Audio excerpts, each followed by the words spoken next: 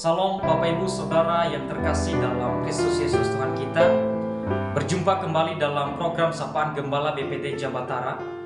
Sebelum saya membawakan renungan ini, saya mengajak kita semua untuk meminta pimpinan Roh Kudus.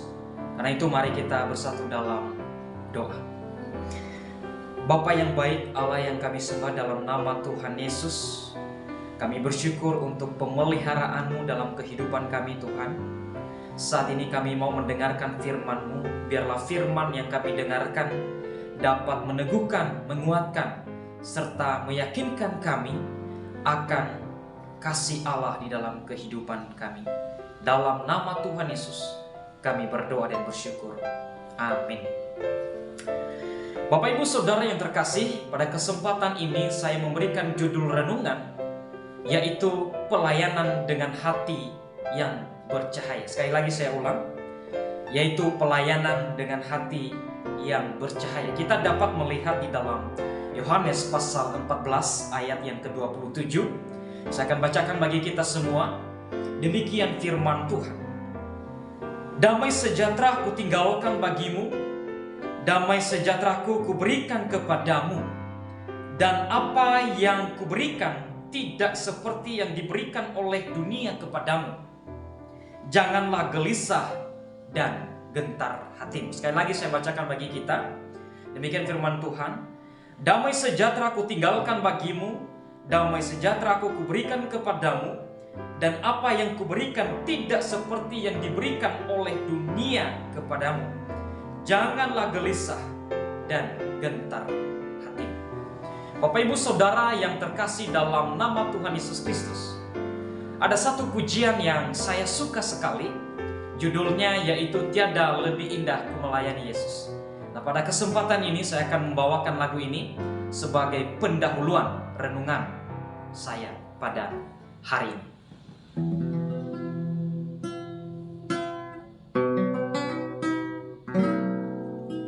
Tiada lebih indah ku melayani Yesus, walaupun berat dan sukar jalannya. Takkan aku goyah sebelum berakhir hidupku, karena ku tahu apa arti hidupku.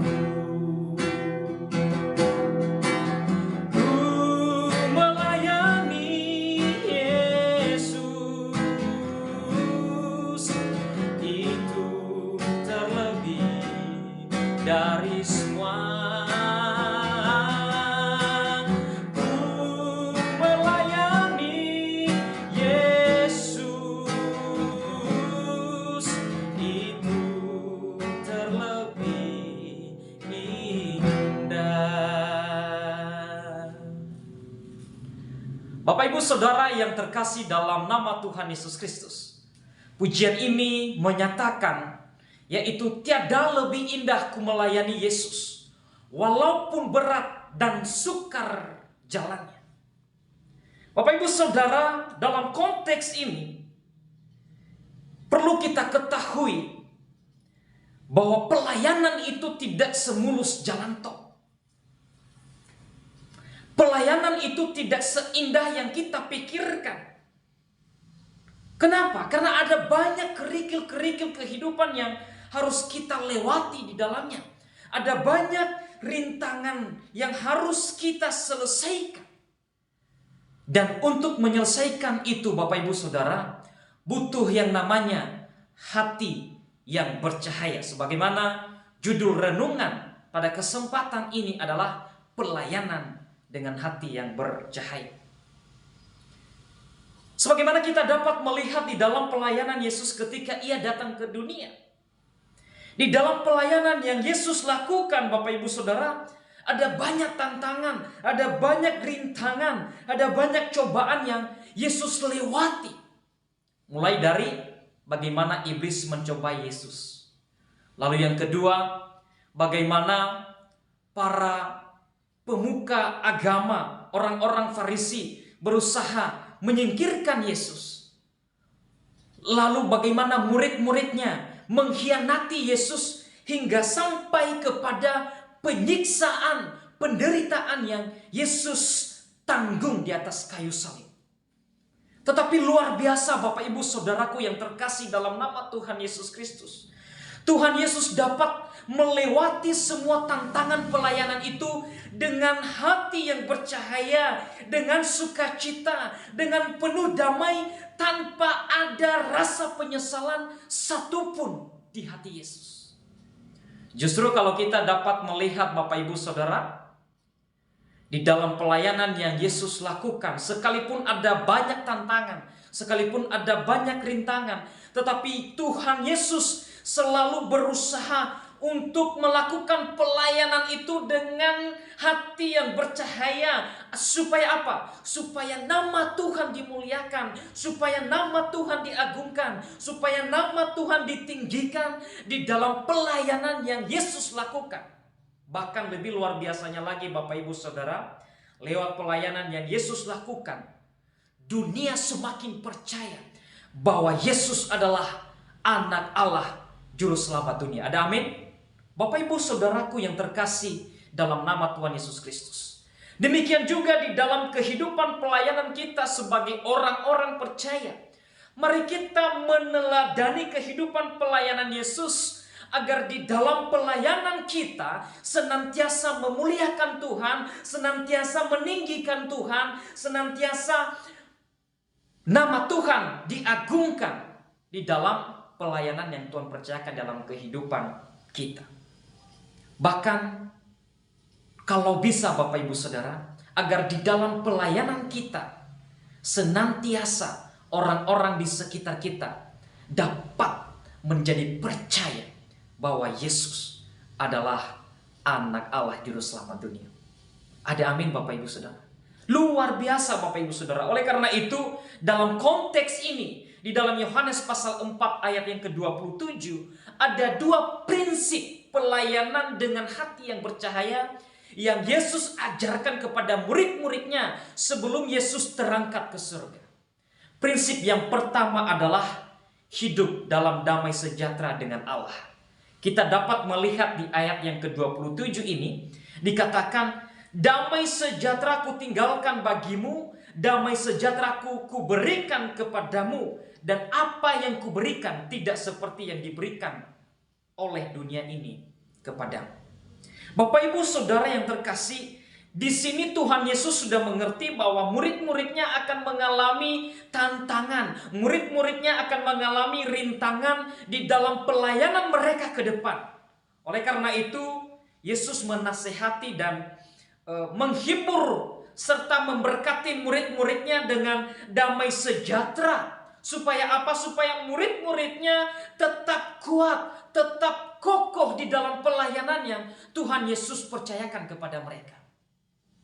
Dan dalam konteks ini Bapak Ibu Saudara, damai sejahtera yang diberikan oleh Yesus itu tidak sama dengan atau tidak lebih dari sekedar rasa puas. Lebih dari sekedar rasa senang atau tidak adanya konflik. Jadi damai sejahtera yang diberikan di sini adalah suatu keadaan sejahtera yang penuh dan utuh lahir batin. Luar biasa Bapak Ibu Saudara yang terkasih. Jadi saya coba melihat Bapak Ibu Saudara di dalam Kamus Besar Bahasa Indonesia. Kata damai sejahtera ini dibagi menjadi dua suku kata, yaitu damai dan sejahtera. Damai dalam Kamus Besar Bahasa Indonesia artinya adalah suatu sikap yang aman, suatu sikap yang tentram, suatu sikap yang tenang dan rukun. Sedangkan sejahtera di dalam Kamus Besar Bahasa Indonesia artinya adalah aman, sentosa, makmur, selamat atau juga terlepas dari segala macam gangguan. Nah, sedangkan kalau kita bandingkan di dalam bahasa aslinya, di dalam bahasa Yunani, kata damai sejahtera ini berasal dari kata eurene atau sinonim dari kata shalom yang artinya damai, tentram, dapat juga diartikan keselamatan. Jadi Bapak Ibu Saudara yang terkasih,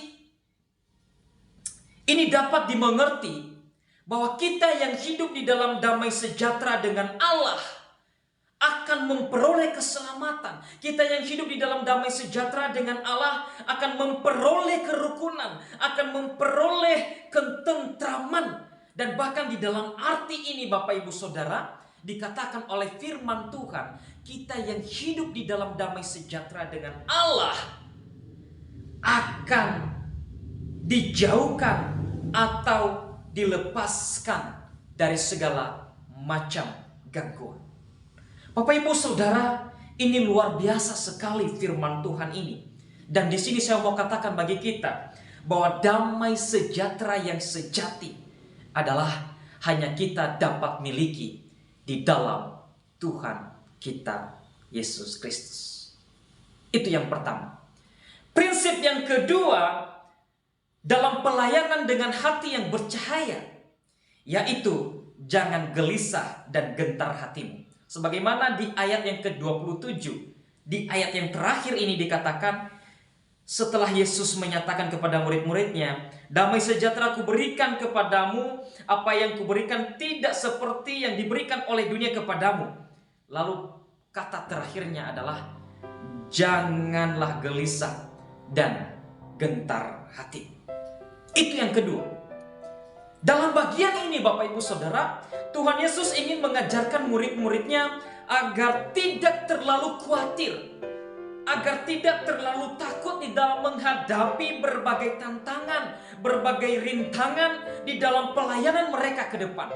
Tuhan Yesus ingin agar murid-muridnya di dalam pelayanan itu selalu bergantung pada pemeliharaan dan janji Tuhan. Ada amin? Bapak Ibu Saudara, sekalipun murid-muridnya harus digiring dan diserahkan kepada penguasa-penguasa dan pemerintah-pemerintah di dalam fakta yang terjadi dalam pelayanan mereka, tetapi luar biasa kita dapat melihat dari kehidupan pelayanan murid-muridnya juga, mereka tetap percaya sekalipun ada banyak tantangan, ada banyak rintangan di sekitar mereka. Mereka tetap percaya bahwa Allah yang mereka sembah adalah, yaitu Yesus Kristus. Itu Allah yang sanggup memelihara dan menjaga kehidupan mereka. Demikian juga di dalam kehidupan kita. Marilah kita belajar untuk terus tidak terlalu khawatir, tidak terlalu takut, tidak terlalu gelisah dan gentar hati di dalam berbagai tantangan pelayanan yang kita lakukan. Marilah kita bergantung pada pemeliharaan dan janji Tuhan di dalam kehidupan kita. Sebagaimana firman Tuhan dan Yesus menasihati kita pada kesempatan ini, janganlah gelisah dan gentar hati. Mari kita memiliki pelayanan dengan hati yang bercahaya dengan dua prinsip ini. Yang pertama adalah hidup dalam damai sejahtera dengan Allah. Yang kedua adalah jangan gelisah dan gentar hati. Mari kita berdoa. Bapa di surga, kami bersyukur untuk firman-Mu. Biarlah firman-Mu ini Tuhan dapat menjadi pelita dan terang di dalam kehidupan kami. Di dalam nama Tuhan Yesus kami berdoa dan bersyukur.